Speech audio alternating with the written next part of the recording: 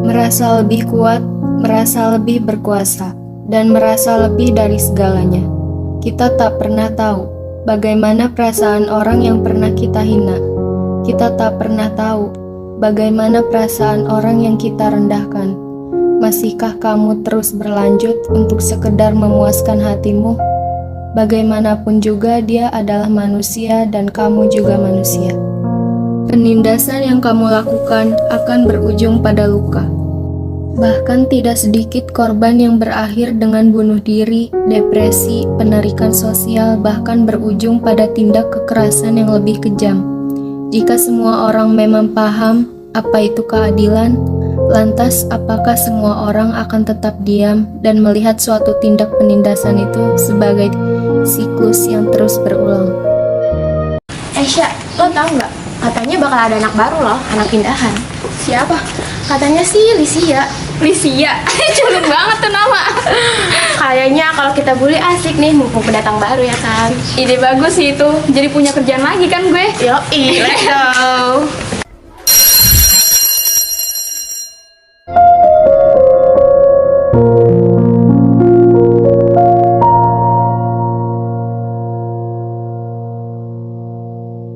Assalamualaikum anak-anak. Waalaikumsalam, Pak. Sebelum kita memulai pelajaran, kita ada kedatangan murid baru. Silakan perkenalan diri kamu. Halo semuanya, perkenalkan nama aku Lisia. Aku pindahan dari sekolah SMA Pelita Bangsa. Salam kenal semuanya. Oh my god, iya Besya. Dari penampilan aja kelihatannya juga Iya gila lo bener banget sih Rin. Kalian berdua jago ngomong kalian. Siap, silakan.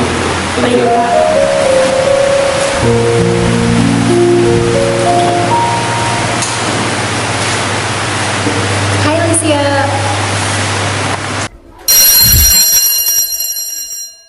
Hai, ada butuh apa ya?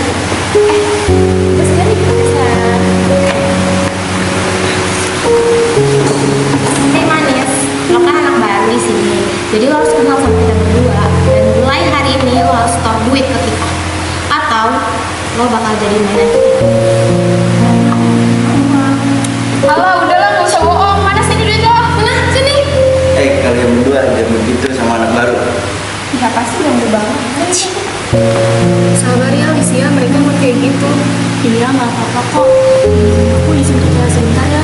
Lu tahu tempatnya? Mau buat temenin gak? Kayaknya tadi aku sempat ngelewatin dari sebelum masuk kelas, jadi aku sendiri aja nggak apa-apa kok. Oh ya udah, hati-hati ya. Iya.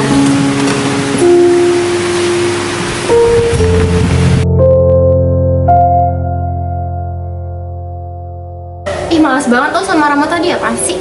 Iya, ikut campur banget tahu urusan orang. Gimana sih? Lihat deh. Itu gue. Ayo, Prin.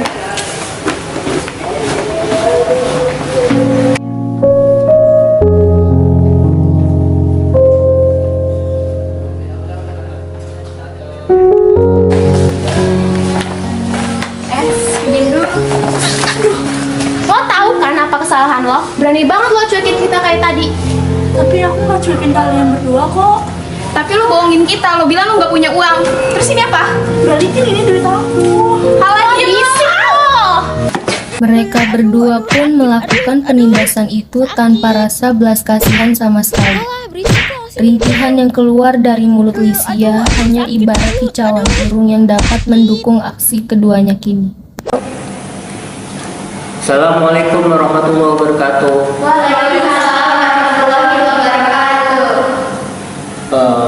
Ada yang tahu Lisia kemana? Tidak tahu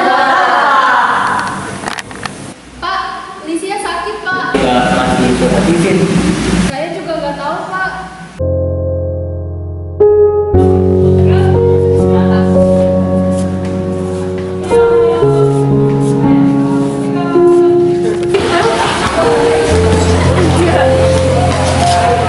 Bosan banget ya.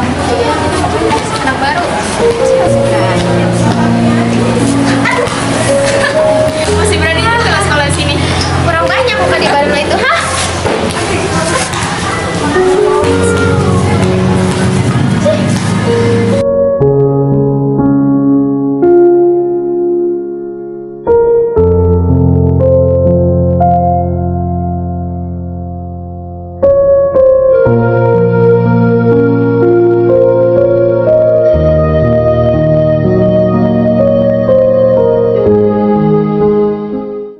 Kenapa sih harus selalu aku?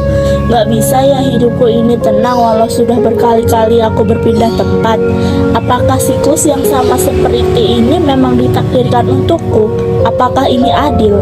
Jika aku berani bicara jujur, aku sangat takut. Aku lelah dengan semua ini. Jika memang boleh, izinkan saja aku pergi dari dunia ini. Hidupku tidak pernah sesempurna orang-orang di sekitarku. Aku menangis bahkan hampir setiap malam.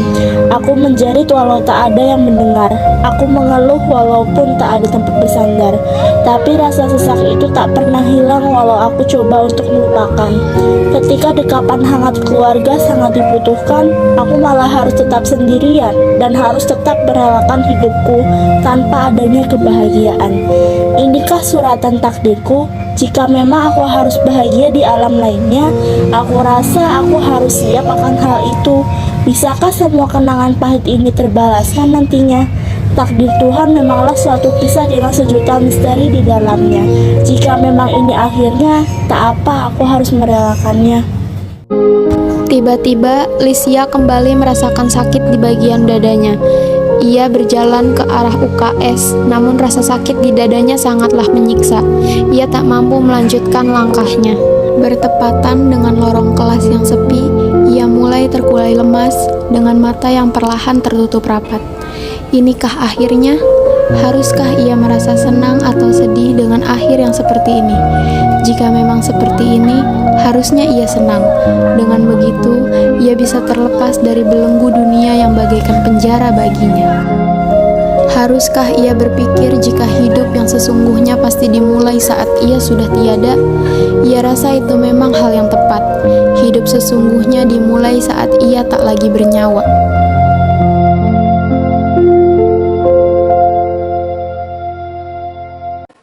Assalamualaikum warahmatullahi wabarakatuh. Sebelum kita memulai pelajaran pada hari ini, kita mendapat berita duka dari salah satu teman kalian, yaitu Lisia. Beliau meninggal kemarin, namun yang membuat saya sangat sayangkan, beliau meninggal karena dibully. Saya harapkan kemudian mulai terjadi. Tanpa mereka sadari, ada dua manusia yang berhati iblis sedang membalas senyuman menyeringai satu sama lain. Tak ada rasa bersalah, apalagi rasa penyesalan dari tatapan keduanya. Haruskah ini terus berlanjut? Percayakah kalian akan adanya karma? Kita memang perlu berusaha, tapi tidak bisa dipungkiri jika kita juga hanya bisa menunggu suratan takdir dari Sang Pencipta. Seberapa tinggi pangkatmu, seberapa besar kuasamu, dan seberapa banyak pun kawanmu, menindas bukanlah hal yang harus diwajarkan. Perlakukanlah semua manusia sebagaimana kamu ingin diperlakukan. Memanusiakan manusia bukanlah hal yang dapat membuat manusia itu rendah. Penindasan yang kamu lakukan akan berujung pada luka.